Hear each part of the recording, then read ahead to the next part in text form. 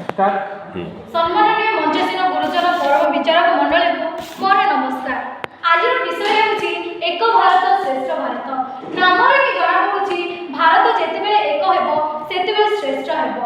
प्राचीन काल में चाणक्य भारत को एक करबा को जाय अखंड भारत बोली नाम देइथिले। एहा परे भारत अनेक वर्ष धरि इंग्रज शासन रे रहिला। भारत स्वाधीन हेबा परे लौह मानव सरदार वल्लभभाई पटेल भारत को एक करबा को चेष्टा करथिले।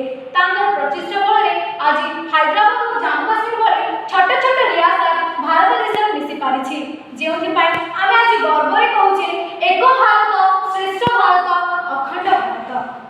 31 अक्टोबर 2015 मसीहा रे सरदार वल्लभभाई पटेलଙ୍କର 140तम जन्मवार्षिकी अवसर रे माननीय प्रधानमंत्री श्रीयुक्त नरेंद्र दामोदर दास मोदी गुजरात रो नर्मदा नदी तट रे 182 मीटर उच्चतार एक विश्व प्रसिद्ध प्रतिमूर्ति उन्मोचन करी एहाको एकतार प्रतीक व स्टैच्यू ऑफ यूनिटी बोली कहिदिले एवं आम भारतीय युवक मानक मनरे भेदभाव नै बिच्छादित विषयକୁ दमन କରିବା ପାଇଁ एक भारत श्रेष्ठ भारत प्रचलन କରିଥିଲେ।